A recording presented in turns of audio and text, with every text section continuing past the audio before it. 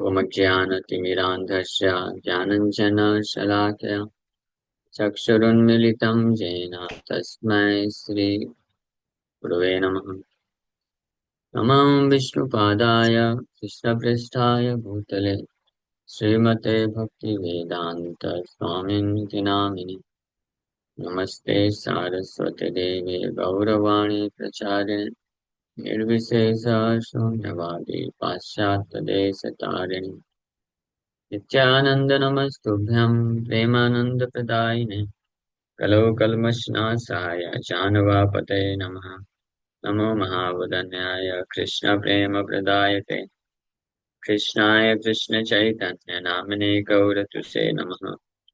जय श्री कृष्ण चैतन्य प्रभु नित्यानंद श्री अद्वैत गदाधर श्रीवासादि गौर भक्त वृंदा। हरे कृष्णा कृष्णा कृष्णा हरे हरे हरे राम राम राम हरे हरे। हरे कृष्णा। तो आप सभी भक्तों का हार्दिक स्वागत है आज के श्रीमद् भागवतम के चर्चा में। तो हम लोग चर्चा कर रहे हैं Shrimad Bhagavatam first canto chapter 8 और ये पहले स्कंद का हम बोल सकते हैं most important chapter first Skanda. हाँ हाँ। और this is the first prayers offered by Vaishnava devotee to lord Krishna in Bhagavatam. Bhagavatam में जो पहला प्रार्थना अर्पण किया गया कृष्ण को वो है कुंती महारानी का। कुंती महारानी की प्रार्थनाओं को सुखदेव गोस्वामी सबसे फर्स्ट प्रायोरिटी दी। ये भी प्रार्थना है, सबसे पहली प्रार्थना भागवत में आती है और स्पेशली जितनी भी माताएं हैं उनके लिए सबसे ज्यादा प्रेरणादायक ये प्रार्थना। जो भी भक्त पढ़ते हैं, सुनते हैं या मेडिटेट करते हैं उनको कृष्ण के प्रति जो दृढ़ आसक्ति है, तीव्र आसक्ति वो प्राप्त होती है और माया के प्रति जो आसक्ति है वो नष्ट हो जाती है। कुंती महारानी she is embodiment of pure devotional love for Krishna. तो इस अध्याय में कुंती महारानी की प्रार्थना आएगी बड़े विस्तार से और परीक्षित महाराज को कैसे बचाते हैं भगवान कृष्ण इसका भी वर्णन आएगा। सूत उवाच अथ ते संपरेतानां स्वनाम् उदकम् इच्छताम् दातुं सकृष्णा गंगायां पुरस्कृत्या ययुः स्त्रियः।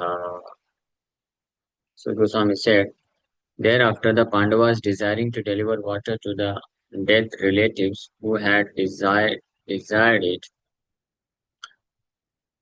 went to the Ganges with Draupadi. The ladies walked in front. तो पिछले अध्याय में हम लोग आखिरी में चर्चा किए कि फाइनली द्रोणाचार्य के पुत्र अश्वत्थामा जिन्होंने बहुत ही भयानक अपराध किया था, द्रौपदी के 5 सोते हुए पुत्रों का वध कर दिया था। सोते हुए 5 पुत्रों को गला काट के वध कर दिया था। इस महान अपराध करने के कारण द्रोणाचार्य के पुत्र अश्वत्थामा को उचित प्रकार का दंड प्रदान किया गया। वैसे तो कोई और व्यक्ति होता तो उसको तो मृत्यु दंड देना चाहिए था, लेकिन क्योंकि अश्वत्थामा द्रोणाचार्य के पुत्र थे, ब्रह्म बंधु होने के कारण उनको डायरेक्ट मृत्यु दंड न दे करके उनका केवल अपमान करके उनको छोड़ दिया गया। उनका ऐश्वर्य उनको ऐश्वर्य विहीन कर दिया गया। बस सिर से बाल काट दिए, मणि निकाल दिए और इस प्रकार से उनको छोड़ दिए। तो यहाँ पे तो देखिए पांडवों ने छोड़ दिया, लेकिन अश्वत्थामा एक बार फिर से मिस्टेक करते हैं। एक बार ब्रह्मास्त्र छोड़ा अपने जान को बचाने के लिए। अर्जुन पांडवों के 5 पुत्रों को मारने के पश्चात अपनी जान को बचाने के लिए ब्रह्मास्त्र छोड़ा था। फिर उसके पश्चात एक बार फिर से ब्रह्मास्त्र छोड़ते हैं आखिरी यदुवंश का आखिरी पुत्र, सॉरी, इनका कुरुवंश, यादव कुरुवंश का आखिरी जो पुत्र है, परीक्षित महाराज को मारने के लिए। तो ये अपराध इतना भयानक अपराध है, भगवान कृष्ण के महान विशुद्ध भक्त पांडवों अ, को ये कष्ट पहुंचाने वाला जो अपराध है, इसके कारण अश्वत्थामा को हालांकि मृत्युदंड नहीं दिया गया, लेकिन वो इस अपराध के कारण बहुत लंबे समय तक कष्ट को प्राप्त करते हैं। और फिर अपराध मंजन होता है तो फिर वो दिव्य तपस्या करने में लग जाते हैं। तो पांडव इस कुरुक्षेत्र के युद्ध में जितने भी उनके सगे संबंधी मारे गए थे, उन सबको अ, जल अर्पण करने के लिए गंगा नदी की तरफ निकल पड़े। इसके पश्चात द्रौपदी अपने पुत्रों का अंतिम संस्कार किए। फिर अन्य जितने भी सगे संबंधी मारे गए थे इस युद्ध में, उन सब के लिए भी पांडव द्रौपदी को आगे रखते हुए चलते हैं गंगा नदी की तरफ। तो अथ ते संपरेतानाम, संपरेतानाम मीन्स ऑफ द डेड, जो मृत, उनके स्वनाम, उनके मृत सगे संबंधी हुए। उदकम इच्छताम, willing to give them water, Ganga जल अर्पण करने के लिए। धातुम सकृष्णा, द्रौपदी के साथ गंगायां पुरस्कृत्य ययौ स्त्रियः, और अन्य भी स्त्रियां, यानी जो भी सगे संबंधी पांडवों के मारे गए, तो उन सब के भी, उन सबकी पत्नियां हैं, माताएं हैं, बेटियां हैं, तो उन सबको सामने रखते हुए पांडव निकल पड़े गंगा नदी के तट पे। तो उनके मृत्यु होने के पश्चात उनको जल प्रदान करने के लिए। So to date, it is the custom in Hindu society to go to the Ganges or any other sacred river to take bath when death occurs in the family. ये आज भी करते हैं प्राय लोग, या प्रयागराज, बनारस इत्यादि स्थानों में जाते हैं जहाँ पे गंगा प्रवाहित होती है, और अपने किसी सगे संबंधी के मृत होने के पश्चात वहाँ पे उनकी अस्थियों का विसर्जन करते हैं और स्नान करते हैं अपने आप को शुद्ध करने के लिए, और साथ ही साथ जो मृत व्यक्ति हो गए हैं उनको उच्च गति प्रदान करने के लिए, उनके पाप नष्ट करने के लिए। ये कहाँ से चालू हुआ? ये जब भागीरथ महाराज अपने पूर्वजों का उद्धार करने के लिए माता गंगा को लेके आए, तो अपने 60,000 पूर्वज, सगर के 60,000 पुत्र जो कि भस्म कर दिए गए थे कपिल देव की तपोअग्नि से, तो उनको गंगा का जब स्पर्श हुआ तो उनका उद्धार हो गया और वो स्वर्ग की गति को प्राप्त किए, पाप से मुक्त हो गया। इसीलिए आज भी तब से लेकर के जो भी अपने मृत सगे संबंधी होते हैं उनको गंगा में लेके जाते हैं, वहां पे विसर्जन करते हैं। इससे उनके जो पाप होते हैं वो नष्ट हो जाते हैं और वो स्पेशली नरकीय स्थिति से मुक्त हो पाते हैं। So each of the family members pours out a pot full of the Ganges water for the departed soul and walks in a procession with the ladies in the front. The Pandavas also followed the rules more than 5,000 years ago. Lord Krishna, being a cousin of the Pandavas, was also amongst the family members. तो जितने भी लोग इस महाभारत के युद्ध में मारे गए थे, इतने थे, करोड़ों की संख्या में थे। तो उन सब के जो फैमिली मेंबर्स में कौन रहे होंगे? उनके परिवार की स्त्रियां, बड़े बुजुर्ग और बच्चे। तो वो सब गंगा नदी के तट पे जाकर के अपने अपने सगे संबंधी जो कि इस युद्ध में मारे जा चुके थे उनके नाम पे माता गंगा को जल अर्पण किए, उनको लाभ प्रदान करने के लिए। तो ये है spiritual method of transferring credit to departed souls. जैसे आज के समय में अगर कोई व्यक्ति किसी का कोई सगे संबंधी दो देश विदेश चला जाता है और उसके पास क्रेडिट नहीं है, अभी पैसे नहीं है, तो दूर देश में बैठा हुआ व्यक्ति ऑनलाइन ट्रांजैक्शन के माध्यम से क्रेडिट कर देता है, पैसे भेज देता है। हाँ, और वो वहां पे उसको रिसीव करके वहां पे अपना खाने पीने रहने का बंदोबस्त कर लेता है ना। तो ये मनुष्य समाज में अगर साधारण मनुष्य के पास इतनी बुद्धि हो सकती है कि वो ऐसी टेक्नोलॉजी बना सकता है जिसके बल पे कोई व्यक्ति अन्य क्षेत्र, विदेश, देश विदेश में बैठे किसी अपने सगे संबंधी को धन भेज सकता है, और वो उसका इस्तेमाल करके अपने रहने खाने का व्यवस्था कर लेता है। तो मतलब भगवान ऐसी टेक्नोलॉजी क्यों नहीं बना सकते? भगवान तो और ज्यादा बुद्धिमान है ना। अगर एक साधारण मनुष्य पृथ्वी लोक में अन्य देशों में दूर व्यक्ति बैठे को ट्रांजैक्शन कर सकते हैं, क्रेडिट भेज सकता है, तो भगवान ऐसी टेक्नोलॉजी क्यों नहीं बना सकते कि पृथ्वी में बैठा हुआ व्यक्ति अपने जो सगे संबंधी जो जा चुके हैं अन्य लोगों में, उनको यहाँ से क्रेडिट कर दे? बना सकते हैं, इसमें कोई डाउट नहीं। बना सकते? या क्यों नहीं बना सकते?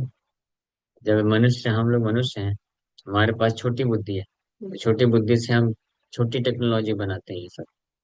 तो भगवान की तो बड़ी बुद्धि है, तो बड़ी बुद्धि से बड़ी टेक्नोलॉजी नहीं बना सकते?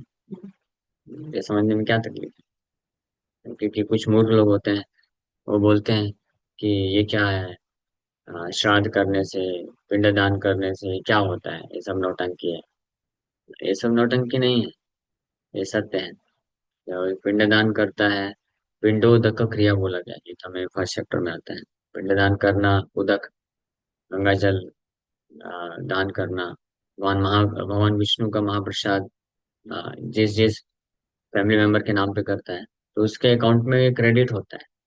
जैसे आप यूपीआई, आपके कोई सगे संबंधी है, उसके यूपीआई आईडी के थ्रू आप ट्रांजेक्शन करेंगे तो उसके पास पहुंच जाएगा ना। उसी प्रकार से विधिवत, अगर प्रॉपर विधि है, मंत्रोच्चारण के द्वारा अपने अपने जो सगे संबंधी जो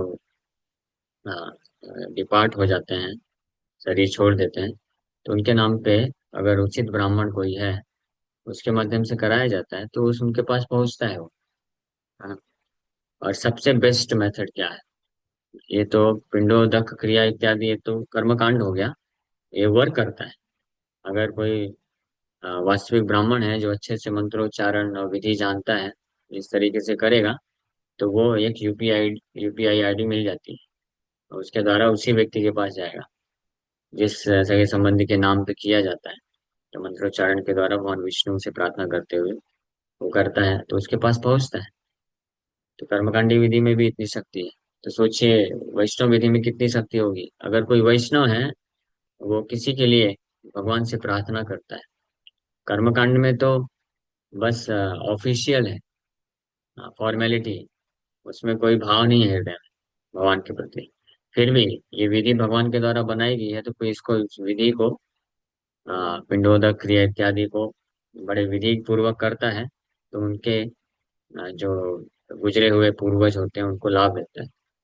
तो अगर कोई वैष्णव है जिसको भगवान के प्रति प्रेम है, भाव है, वैष्णव जब प्रार्थना करेगा हृदय से, तो भला भगवान उनके जो डिपार्टेड सोल्स हैं उनके ऊपर कृपा क्यों नहीं करेंगे? हाँ। और शुद्ध वैष्णव के बारे में तो ऐसा बताया गया है कि शुद्ध वैष्णव को तो अलग से प्रार्थना करने की भी जरूरत नहीं। उसको अपने कई पीढ़ियों के पूर्वज का नाम भी नहीं पता होगा, तो भी भगवान उस शुद्ध वैष्णव की भक्ति से प्रभावित होकर के उसके 21 जनरेशन, 21 पीढ़ियों को क्या कर देते हैं? उद्धार कर देते हैं, पाप से मुक्त कर देते हैं। और चैतन्य भागवत में तो यहाँ तक लिखा हुआ है, इस गौड़ी वैष्णव संप्रदाय में, जो वैष्णव संन्यास लेते हैं, सन्यासी बन जाते हैं। सन्यासी का मतलब क्या होता है? गौड़ी वैष्णव संप्रदाय में सन्यासी का अर्थ होता है जो अपना काया मनसा वाचा, शरीर, मन और वाणी समर्पित करते हैं कृष्ण भावनामृत के प्रचार के लिए, उसको बोलते हैं सन्यासी। समझिए, सन्यासी मतलब बस ये नहीं कि जो डंडा ले लिया है। बहुत सारे बाहर के अपने संप्रदाय में लोग डंडा लेके, सन्यास लेके घूमते रहते हैं, उसमें से ज्यादातर मायावादी होते हैं। कुछ वैष्णव धर्म को पालन करते हैं लेकिन प्रचार नहीं करते।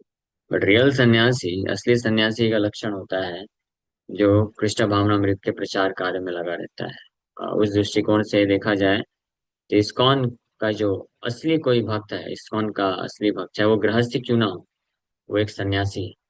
इस्कॉन के असली भक्त के लक्षण क्या होते हैं? प्रभुपाद का असली फॉलोवर कौन है? चाहे वो पुरुष हो, स्त्री हो, बच्चा है, बूढ़ा है, गृहस्थ है, ब्रह्मचारी है, सन्यासी, वानप्रस्थी है, उससे कोई फर्क नहीं पड़ता। और उसको प्रचार के कार्य में जुड़ना चाहिए। अगर वो प्रचार करता है, उसका हृदय प्रचार के लिए रिस्पॉन्सिबिलिटी लिया है, तो ही इज ए सन्यासी। वो एक सन्यासी। और ऐसा जो सन्यासी होता है, उसके बारे में चैतन्य भागवत में बताया गया है कि वो कितने 3 करोड़ नहीं नहीं, 60 करोड़, 60 करोड़ उसके जो सगे संबंधी और रिलेटिव आगे पीछे, भगवान उसका उद्धार कर देते हैं। उद्धार मतलब कि उनको, उनके पाप मुक्त हो जाते हैं और वो वैष्णव संघ प्राप्त कर लेते हैं। भक्ति के मार्ग में आने के लिए उनको अपॉर्चुनिटी मिल जाती है। और जो शुद्ध हो जाते हैं वो भगवत धाम में चले जाते हैं। हाँ, समझ गए? ये इतना पावरफुल है। तो ये सब सत्य है। तो इस श्लोक में यहाँ पे ये वर्णन कर रहे हैं सभी पांडवगण, और जितने भी इस युद्ध में मारे गए थे लोग, उन सबके रिलेटिव गंगा नदी के तट पे गए और जल अर्पण करके उनको ये लाभ प्रदान करना चाहते हैं। Okay, thank you very much. Hare Krishna. यहीं पे विराम करते हैं। किसी भक्त का कोई प्रश्न है क्या? पूछ सकते हैं। जो श्राद्ध चल रहे हैं इसी से लेके, मतलब थोड़ा मैं इसको आप थोड़ा डिटेल में समझा सकते हो? या मेरे समझ में नहीं आता कि कैसे ये प्रोसेस होती है, मतलब जैसे इसका पितृपक्ष वाला डिटेल इसका डिटेलिंग तो आपको कोई हमारे जो भक्त हैं, पुजारी हैं, मतलब पुजारी मतलब जो कर्म कांडी इत्यादि भी करते हैं, वो आपको डिटेल में समझा सकते हैं।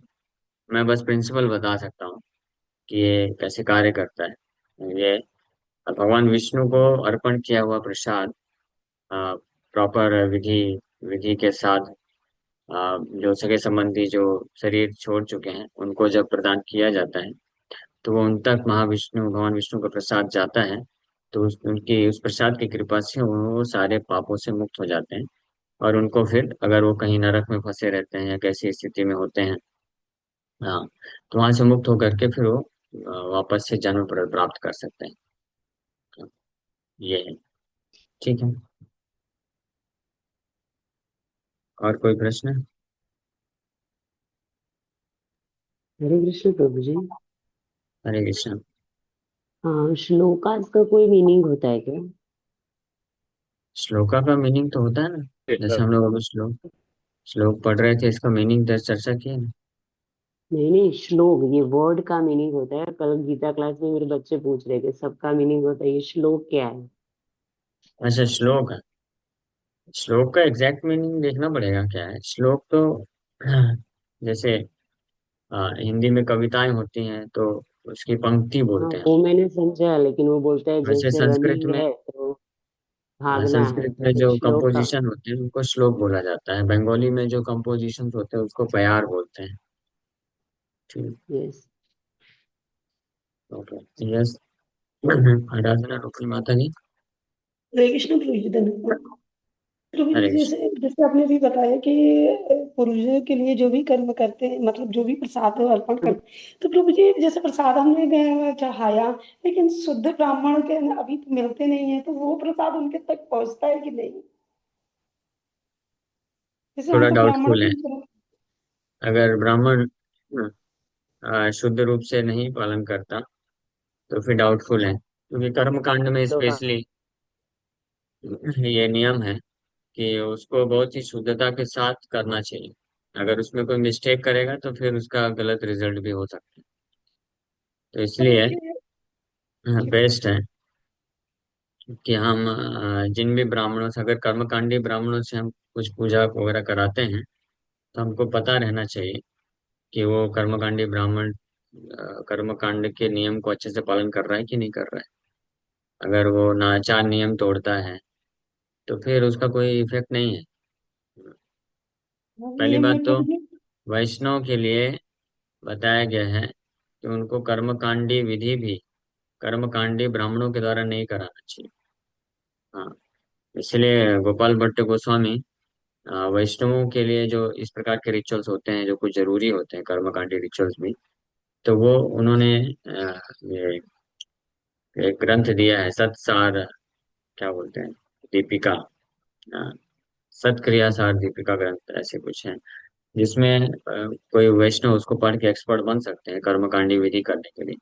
तो हमारे इस्कॉन में ऐसे अनेकों भक्त हैं, जैसे मुंबई में नीलांबर प्रभु हैं, तो बहुत अच्छे वैष्णव हैं और कर्मकांडी विधि में भी बड़े एक्सपर्ट हैं। तो ऐसे वैष्णवों से हमको ये सब संस्कार इत्यादि और कराना चाहिए, तो वो हमारे लिए बहुत उचित है वैष्णवों को। लेकिन मान लीजिए कहीं पे आप ऐसे वैष्णव नहीं मिल पाते हैं जो कर्मकांडी विधि भी अच्छे से जानते हो, तो अगर कर्मकांडी ब्राह्मण से भी करा रहे हैं, कम से कम इतना मेक श्योर करना चाहिए कि वो चार नियम तो पालन करे। अगर तंबाकू खाता है, शराब पीता है, गुटखा खाता है, तो फिर वो क्या फर्क हो, उसका क्या प्रभाव पड़ेगा। ठीक है। हरे कृष्ण प्रभु जी। प्रभु जी, 4 नियम में एक नियम तो वो तोड़ते हैं, इतना हमको मालूम है, प्याज लहसुन। 4 नियम में और बाकी नहीं, लेकिन प्याज लहसुन लोग खाते हैं। लेकिन प्रभु जी, हम लोग को यही समस्या है कि हम लोग को वो चीजें, हम लोग जान कर भी वो चीजें हम लोग को नहीं मिल पाती। मंदिर में भी शुद्ध वैष्णव नहीं समझ आती, कभी कभार उनके अंदर भी बहुत सारी चीजें नहीं दिखती नहीं, हैं। हाँ, शुद्ध वैष्णव की आवश्यकता नहीं है। कोई वैष्णव भी है, अरे वैष्णव तो सोचिए, जो कृष्ण को स्वीकार किया परम भगवान, कृष्ण चार नियम पालन कर रहा है, 16 माला जप कर रहा है, दीक्षा लिया है, तो भले शुद्ध वैष्णव नहीं है, लेकिन वो कई हजारों गुना ज्यादा बेटर है कोई कर्मकांडी ब्राह्मण से, क्योंकि कर्मकांडी ब्राह्मण जो होते हैं उनका उद्देश्य कृष्ण को पूजा करना या भक्ति करना नहीं होता है। वो बस भौतिक लाभ प्राप्त करना चाहते हैं, स्वर्ग प्राप्त करने की इच्छा है या भौतिक ऐश्वर्य प्राप्त करने की इच्छा है, नेम फेम प्राप्त करने की इच्छा है, तो उससे तो हजारों गुना ज्यादा अच्छा वो वैष्णव है, कम से कम जो कृष्ण को परम भगवान और अपने जीवन का एकमात्र लक्ष्य निर्धारित करके उनके सेवा में लगा हुआ है। तो प्रभु जी। वैष्णवों को इनवाइट करना चाहिए, उन कथा कीर्तन करना चाहिए, प्रसाद वितरण करना चाहिए, और कर्मकांडी कार्य भी कोई कुछ कई वैष्णव होते हैं जो कर्मकांडी कार्य में भी एक्सपर्ट होते हैं, तो उनके द्वारा करा लेना चाहिए। ठीक है। प्रभु ओके, जी, अभी एक आप चीज और। देखिए, मैंने आपको देखिए प्रिंसिपल बता दिए हैं, अब आप इस पे वर्कआउट करिए। जी प्रभु जी। प्रभु जी, एक चीज और। प्रभु जी, अगर हम ये वैष्णो, मतलब मुझे थोड़ा सा बहुत कम मिल पा रहे हैं, तो प्रभु जी उनके नाम पे हरिनाम करिए ज्यादा से ज्यादा, तो ज्यादा वो तो उचित है। बेस्ट है, वो तो बेस्ट है। अगर आप ज्यादा से ज्यादा बैठ के हरिनाम करिए और उनके लिए जो भी भगवान को प्रसाद अर्पण किया, उनके नाम पे प्रसाद अर्पण करिए, उनके नाम पे आप कथा कीर्तन प्रवचन करवाइए, महाप्रसाद का वितरण करिए, वो बेस्ट है। वैष्णवों को इसके अलावा करने की आवश्यकता नहीं होती। लेकिन क्योंकि हम भौतिक समाज में रहते हैं, तो हमारे बहुत सारे सगे संबंधी होते हैं, तो वो लोग अननेसेसरी क्या है फिर ऑब्जेक्शन करते हैं, तो वो लोग संतुष्ट, उनको संतुष्टि के लिए कई बार वैष्णव को भी ये कर्मकांडी कुछ चीजें करनी पड़ती हैं। तो वो केवल इस विचारधारा से करना चाहिए, लौकिक दृष्टिकोण से, क्योंकि लोग जो है कि भागवत मार्ग को पूरी तरह से समझते नहीं है, तो उनके लिए, तो इसलिए ऐसे वैष्णव, गृहस्थ वैष्णवों को जिनको किसी कारणवश ना चाहते हुए भी कर्मकांडी विधि कुछ करना पड़ता है, तो उसको भी वो किसी वैष्णव ब्राह्मण के द्वारा करा लेना चाहिए। ठीक है। जी प्रभु जी। थैंक यू प्रभु ओके। जी। हरे कृष्ण प्रभु जी, बन सको। हरे कृष्णा। और कोई प्रश्न है? कि ना लेवल तक हो तो क्या होता है फिर, जो हमारे पूर्वज होते हैं उनका? वो तो अगर कोई नहीं करेगा ना, ये सब चीजें, तो पूर्वज फिर फंसे रहते हैं नरक, निकल नहीं पाते, इसलिए मस्ट है ये सब कार्य करना। लेकिन अगर कोई वैष्णव है और शुद्ध वैष्णव, शुद्ध भक्ति मार्ग में है, तो उनको वो सारे रिचुअल्स को करने की आवश्यकता नहीं होती है। गोपाल भट्ट गोस्वामी जितना सत्सार क्रिया दीपिका ग्रंथ में दिए हैं, वो उतना करने से हो जाता है। तो इसलिए मैं बोल रहा हूँ कि हमको कोई ना कोई ऐसा वैष्णव ब्राह्मण को इनवाइट करना चाहिए जो वैष्णव विधि पद्धति के अनुसार वो सारी चीज कराते हैं, तो जिससे हम डाइवर्ट भी नहीं होते कृष्ण भक्ति से, और वो कार्य भी हो जाता है। ठीक है। ओके। हरे कृष्ण।